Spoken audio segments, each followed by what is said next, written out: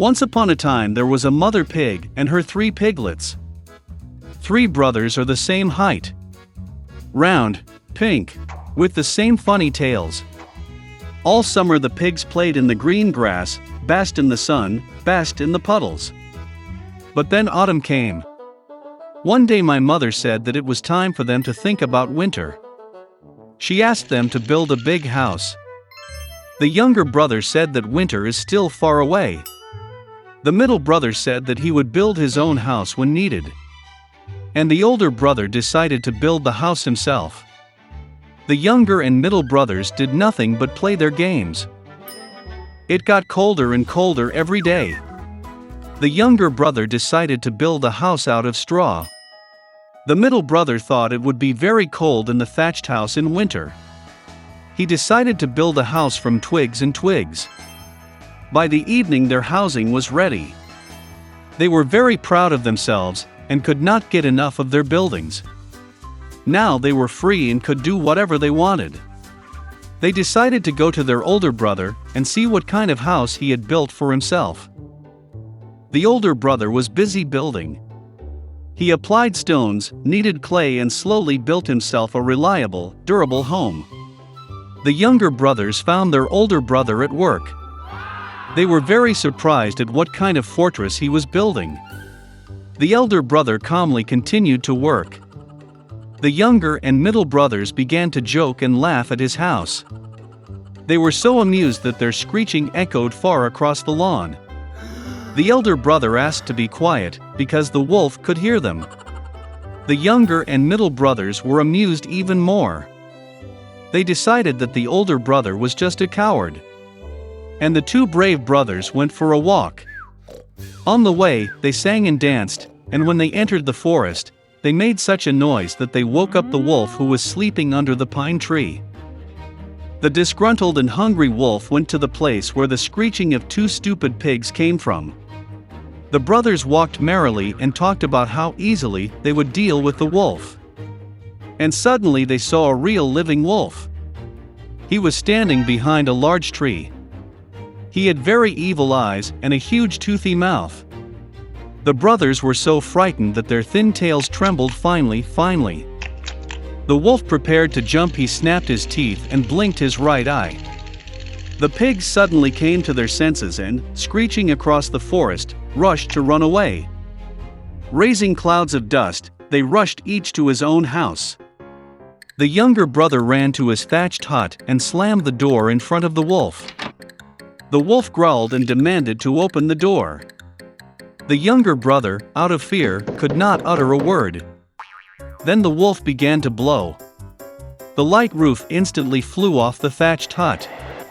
The wolf took a deep breath and blew a second time, and the thatch house flew in all directions.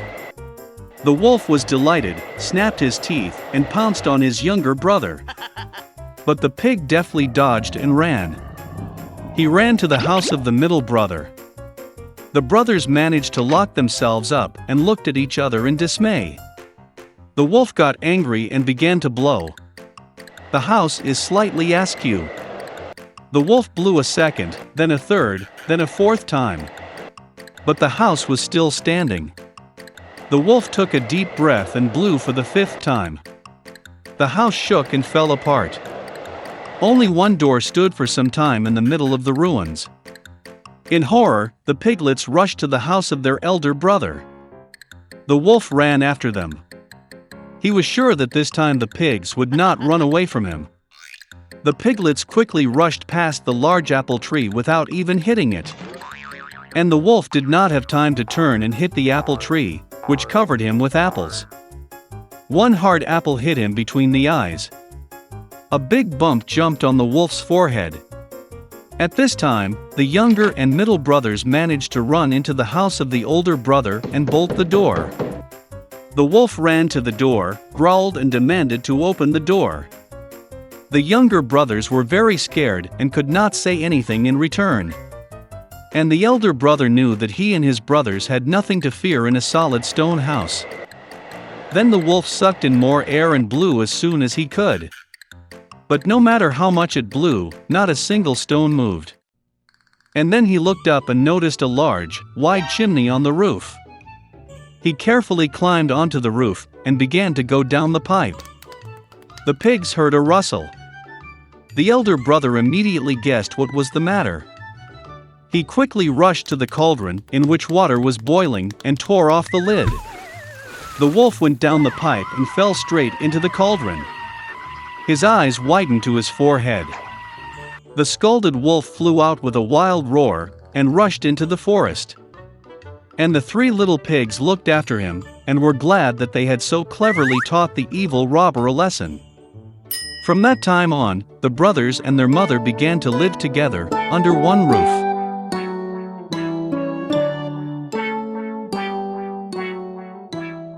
A long time ago, a beautiful princess lived in a large castle. And then one day her father gave her a golden balloon for her birthday. The princess liked the gift so much that she spent all her time with it. On one of these days, the girl went out to play with a ball in the garden. But having played, she did not notice how she ended up near the pond. The princess threw the ball up and tried to catch it. But he slipped out of her hands, rolled on the grass and fell straight into the pond. The princess tried to get the ball, but it was at the very bottom. Then the girl had no choice but to sit by the pond and cry bitterly. But then a noise was heard from the grass. The princess looked back and saw a frog in front of her. She looked at the girl and asked why the princess was crying. The girl was very surprised to see a talking frog and told her how she dropped the ball into the water.